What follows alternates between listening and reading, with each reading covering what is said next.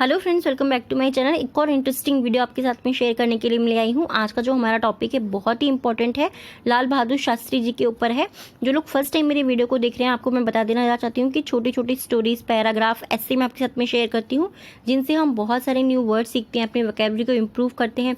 साथ में उसमें जो भी ग्रामर यूज़ होती है मैं आपको वो भी एक्सप्लेन करती जाती हूँ, और वीडियो के एंड में जो है हम डिक्टेशन का पार्ट भी करते हैं।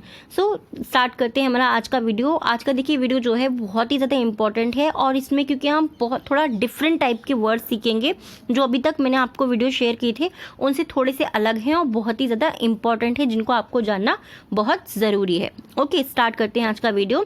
Everyone knows that Lal Bahadur Shastri is one of the prominent leader in India. Everyone means होता है हर कोई या हर एक व्यक्ति, ठीक है।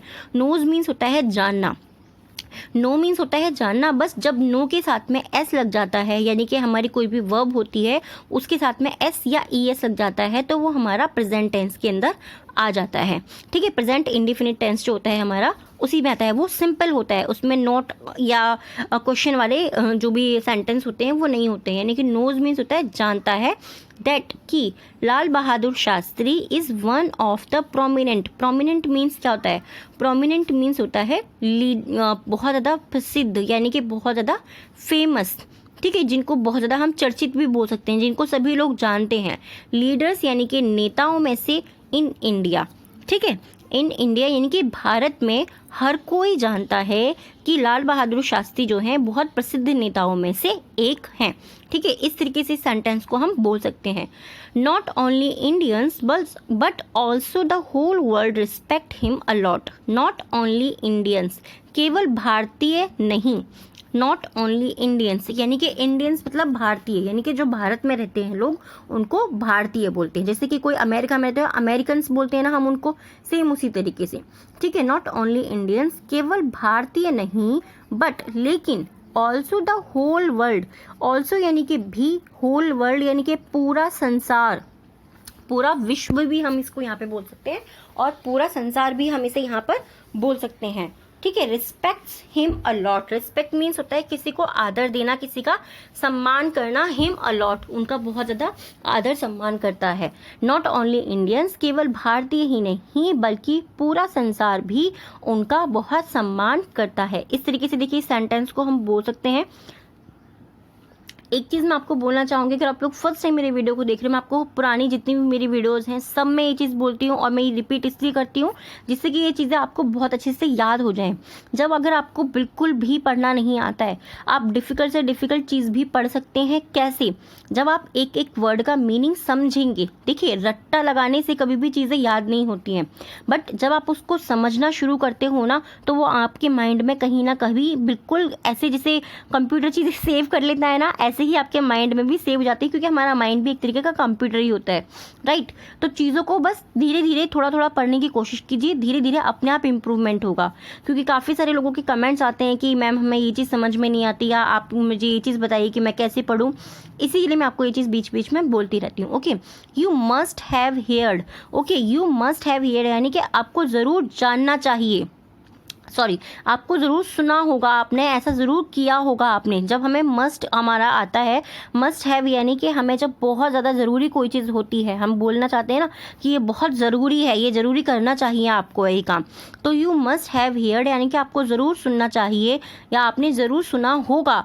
अबाउट मीन्स के बारे में, हिम, अबाउट मीन्स होता है किसी के बारे में, यानी कि अबाउट हिम यानी कि उनके बारे में। Someday and somehow, someday means क्या होता है? समडे मीन्स होता है किसी दिन, सिंपल हमें समझ में आ गया। सम मीन्स होता है कुछ, डे मीन्स दिन, और जब हमारा ये सम डे हो जाता है यानी कि किसी दिन।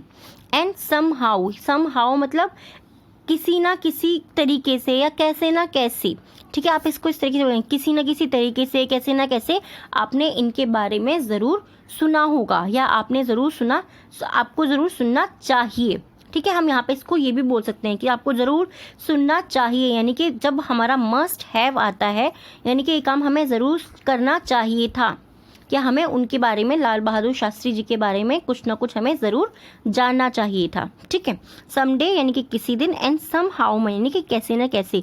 ये हमारे जो है सिंपल जो कुछ ऐसे वर्ड्स होते हैं जो हमें जानने बहुत ज़रूरी होते हैं, उन्हीं में समडे सम हाउ आता है, जो कि सिंपल अगर आप सेंटेंस बनाते हैं या अपनी डेली वोकैबुलरी में भी आप चाहते हैं तो वहाँ पर भी आप इसको यूज़ कर सकते हैं, बहुत ही ईजी होते हैं। Okay, Lal Bahadur Shastri has been a person whose personality is impossible to explain in a few words। Okay, थोड़ा सा देखिए बड़ा सेंटेंस है बट इजी हम इसको समझेंगे। लाल बहादुर शास्त्री जो हैं, हैज़ बीन अ पर्सन, वो एक ऐसे व्यक्ति रहे हैं, हुज मतलब जिनकी, हुज मीन्स होता है जिनकी, पर्सन मीन्स होता है व्यक्ति। ठीक है, हुज मीन्स जिनकी, पर्सनैलिटी क्या होती है, पर्सनैलिटी मीन्स होती है जिनका व्यक्तित्व।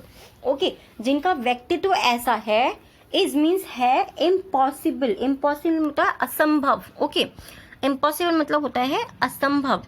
कि Lal Bahadur Shastri has been a person, Lal Bahadur Shastri जो है ऐसे पर्सन रहे हैं, हुज जिनकी पर्सनैलिटी, जिनका व्यक्तित्व जो है, यानी कि जिनका जिनके बारे में हम किसी के बारे में बोलते हैं ना कि वो व्यक्ति जो है वो इस तरीके से है, यानी कि उनका जो व्यक्तित्व है वो हमें कैसे समझ में आते हैं, किसी व्यक्ति के बारे में हम कैसे बता सकते हैं, तो वो होता है व्यक्तित्व। Okay, is impossible, is means होता है, इम्पॉसिबल मीन्स होता है असंभव। ठीक है, टू एक्सप्लेन, एक्सप्लेन करने में, एक्सप्लेन मीन्स होता है किसी के बारे में समझाना, किसी को कोई चीज़ एक्सप्लेन करना। अभी मैं क्या कर रही हूँ, मैं आपको एक्सप्लेन कर रही हूँ। ओके, सो इज मतलब असंभव है, टू एक्सप्लेन, एक्सप्लेन करना यानी कि किसी को समझाना, इन मीन्स में, a few words, a few means होता है बहुत कम या बहुत थोड़ा या कुछ। ठीक है, हम कुछ भी इसको समझ सकते हैं, एग्जैक्ट मीनिंग जो होता है वो होता है बहुत कम।